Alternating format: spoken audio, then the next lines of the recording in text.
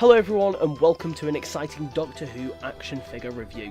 Today I am thrilled to give you an exclusive first look at the upcoming Master and TARDIS Vortex Edition figure set, ahead of its official announcement and release. This stunning set, inspired by Anthony Ainley's iconic portrayal of the Master alongside Doctors Tom Baker, Peter Davison, Colin Baker and Sylvester McCoy, is the latest instalment in Character's Vortex Edition line. Before the review, this set was not given to me by Character Options or by any PR company. It was received by a friend who works at the BBC and not part of any sponsorship or promotion.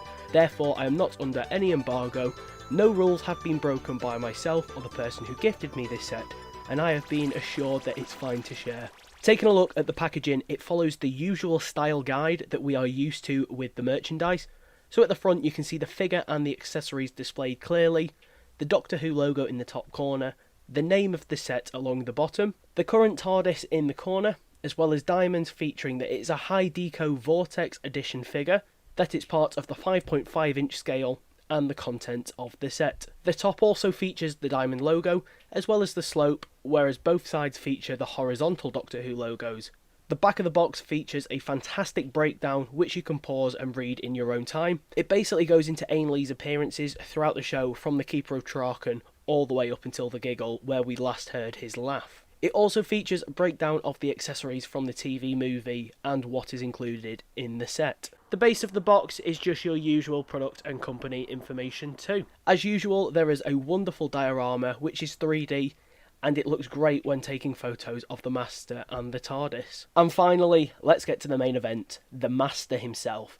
This figure has been requested by fans for the longest time. We did technically get an Anthony Ainley Master, but it was based on his chameleon appearance from the Planet of Fire, but this features the more iconic black outfit that we associate with this Master. The figure comes with two incredible head sculpts, the first being a standard head, which has the perfect likeness to the Master.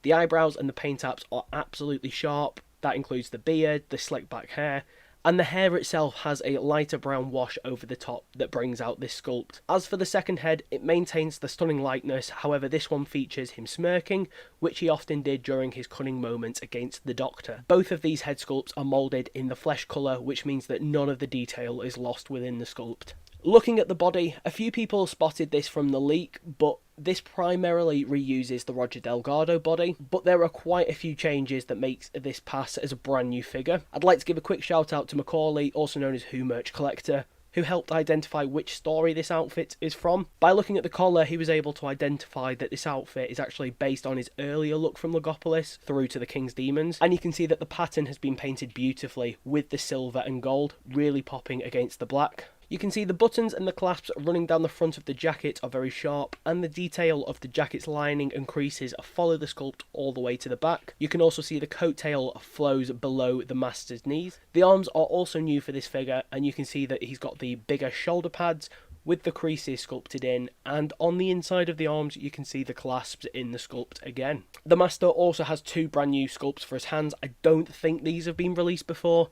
One is sculpted to hold his tissue compressor eliminator, and the other is in a pose that it looks like he should be holding something to. The hip piece is also new, and it features the sculpt of the 8 buttons, and the rest of the legs are identical to that of the original Roger Delgado figure with his black glossy shoes. Taking a look at the articulation, the head is on a ball joint similar to that of the 13th Doctor figure, so it can rotate 360 degrees, look down and tilt.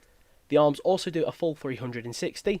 There is some movement in the bicep, but the sculpt does hinder it. There is a bend at the elbows, and I do have a slight gripe with this because the cut is that shallow that it doesn't quite hit 90 degrees. There is also a 360 degrees at the waist, the thighs, and a bend at the knees.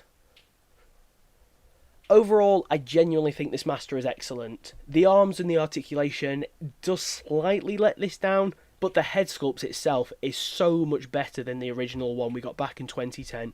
Using the moulding of the flesh colour really just helped bring this figure to life. And yeah, the reuse of the body, it might annoy some people, but you really can't tell. Moving on to the TARDIS itself, we have seen this before. It's the exact TARDIS that was released back in 2012 alongside a post-regenerated 5th Doctor, but for those who never had it, it's quite straightforward. It's just a rotocast pillar moulded in a brown plastic with a darker wash over the top. But there is detailing of rough stone throughout that is highlighted with the wash.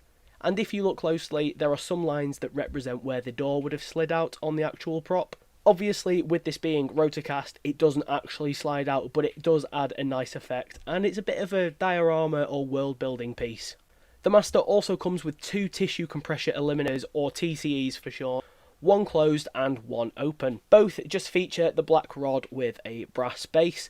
The closed TCE just features a ball on top with the lines edged into the sculpt, and the open one is just open like a flower with the respective silver sections highlighted with paint. But more intriguingly, this figure does come with 2 accessories that don't feature alongside Ainley's Master on screen, but canonically this version of the Master is the one who went to Skaro at the start of the TV movie.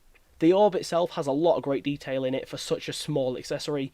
You can see that it's painted in a dark gold, almost bronze, with a black wash over the top just to bring out that detail. And as for the casket, you can see seals of Rassilons, the lock, all the edging. It looks stunning on this accessory. And not only that, it does open too, to reveal the red-lined interior, which you can pop the orb into. These accessories look fantastic. It is lovely to have something that goes alongside Paul McGann's era. And that's all there is to say. This set is genuinely stunning, easily character's best release of the year. This figure is a beautiful representation of Anthony Ainley's Master, and everything else that comes with it is genuinely a bonus. I especially appreciate the reissue of the Colin TARDIS. If you have enjoyed this video, feel free to like, comment, subscribe, and follow my Instagram page. Both on this channel and Instagram, I will be frequently sharing custom action figures, sharing other creators' work, and showcasing new action figures. Just to reiterate, I am not under any embargo, no rules have been broken by myself or the person who gave me this set, and if images from this video are shared on various sites, please drop a link back to this video when doing so. Thank you so much for watching this video, and I shall see you soon for another review or showcase. So until then, goodbye for now.